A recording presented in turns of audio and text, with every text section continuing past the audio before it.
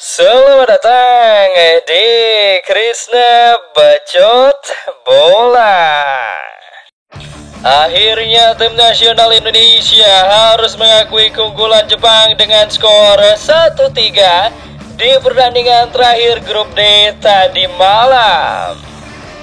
Kekalahan ini sendiri semakin membuat posisi tim nasional Indonesia di klasemen peringkat 3 terbaik semakin di ujung tanduk.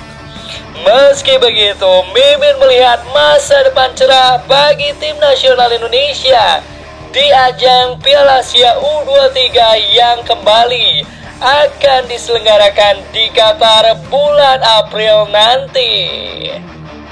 Mengapa demikian? Karena tim nasional Indonesia asuhan Sintayong tampil dengan rataan skuad paling muda di turnamen Piala Asia kali ini.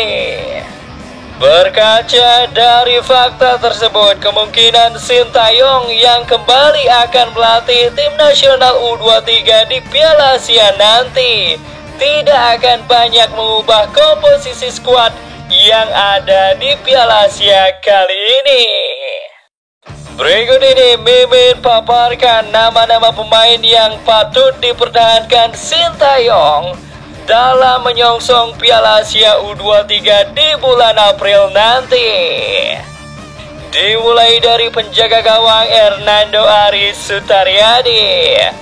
Mimin melihat performa penjaga gawang muda satu ini sangat cocok mengawal gawang tim nasional U23 di Piala Asia U23 nanti.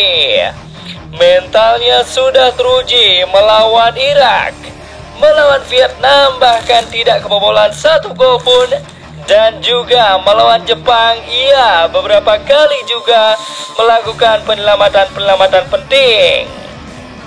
Di sektor pemain belakang yang harus tetap ada di skuad tim nasional Indonesia U23 ialah Elkan Bagot. Elkan Bagot selalu berhasil menjadi tembok terakhir dalam menghalau serangan-serangan lawan. Selain Elkan Bagot, di posisi belakang masih ada nama Justin Hubner.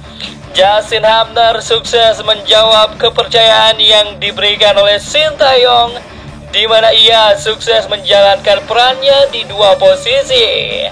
Selain sebagai pemain belakang, Justin Hubner di laga melawan Vietnam juga ditarik ke depan menjadi gelandang bertahan, dan ia pun berhasil menjaga kedalaman tim nasional Indonesia di posisi jangkar.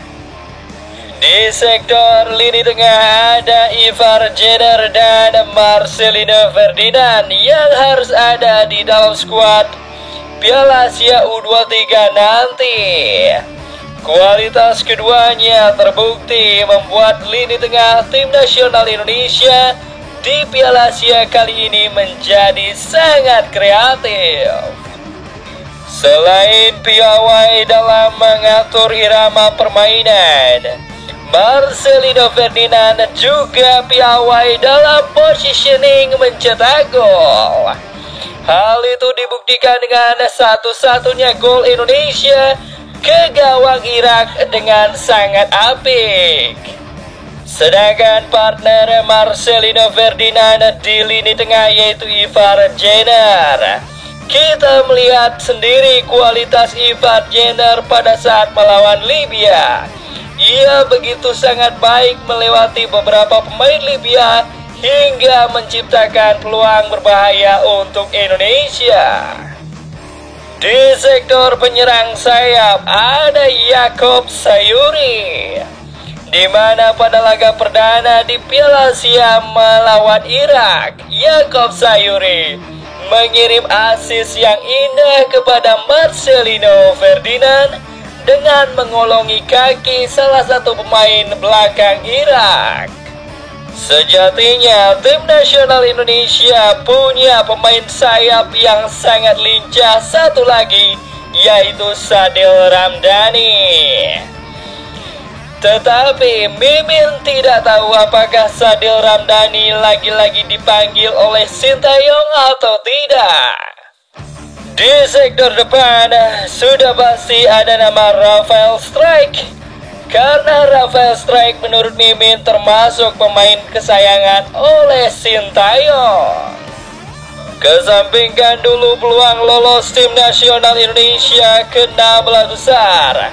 Tapi Mimin ingin melihat prospek cerah skuad tim nasional Indonesia asuhan Sintayong di Piala Asia U23 nanti, yang jika berhasil masuk ke babak semifinal, maka tim nasional Indonesia akan bermain di Olimpiade mewakili Asia. Dan itulah seandainya Indonesia tidak lolos ke babak 16 besar di Piala Asia kali ini.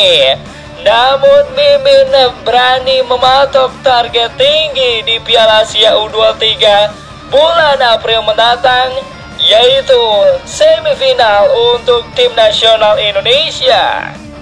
Mimin berani mematok target tinggi karena Mimin melihat sinar cerah pemain-pemain muda tim nasional Indonesia di Piala Asia kali ini. Bagaimana menurut kalian? Jangan lupa like, share, subscribe, dan komen di bawah video ini agar channel ini semakin berkembang.